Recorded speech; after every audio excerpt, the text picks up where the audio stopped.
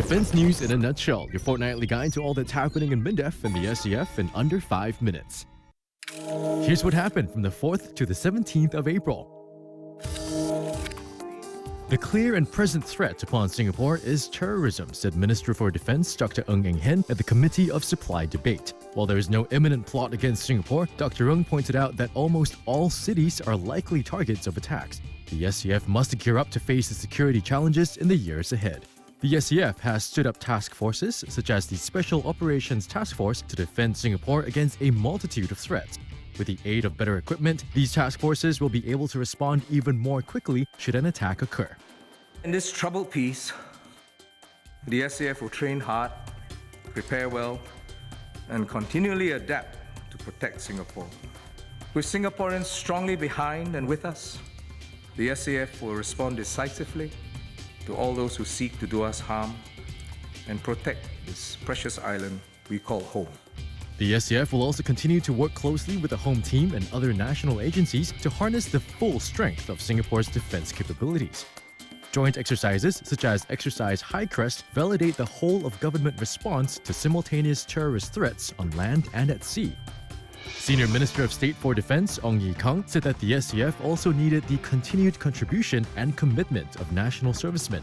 With the security challenges that confront Singapore today, a professional and dedicated fighting force comprising operationally ready and full-time national servicemen, such as those from the Island Defense Task Force, have an immense task of defending Singapore against the threat of terrorism. We have been finding ways to show appreciation to our national servicemen and those who support them. The NS Men Tax Relief, NS Housing Medical Education Awards, the Home Awards, SAFRA facilities. These forms of recognition are important to let them know that their sacrifices are deeply appreciated and for the greater good of Singapore. Touching on how everyone can play a part in defense was Senior Minister of State for Defense Dr. Muhammad Maliki bin Osman. This idea of strength in unity is captured in this year's Total Defense campaign, themed, "Together we keep Singapore strong." The threats and challenges we face since Total Defense was introduced 32 years ago have evolved, but the message to respond as one people remains equally, if not more important today. For more information on the Committee of Supply debate, log on to Cyber Pioneer's Facebook page or visit mindef.gov.sg. I name this ship Sovereignty. May God bless her and all who sail on her.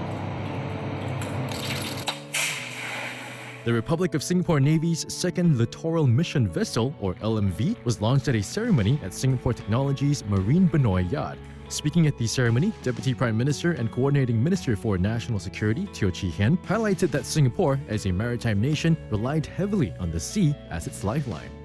The interruption of sea traffic or a threat coming from the many vessels sailing through these waters will have a serious impact on us here in Singapore.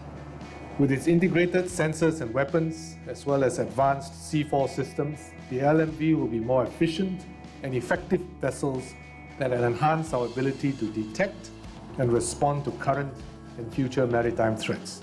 The first LMV, Independence, was launched last year and will be delivered to the Navy in May. Sovereignty is expected to be commissioned next year, and the full fleet of 8 LMVs is expected to be fully operational by 2020.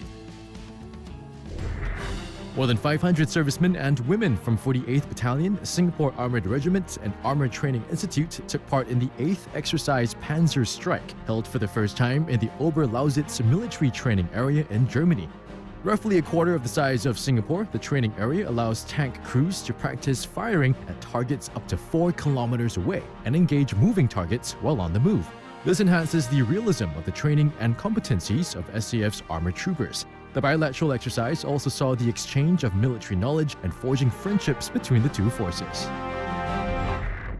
After 38 weeks of rigorous training at the Officer Cadet School, 335 officer cadets from the 100th Officer Cadet Course graduated and took on their roles as leaders of the SAF at the Safety Military Institute.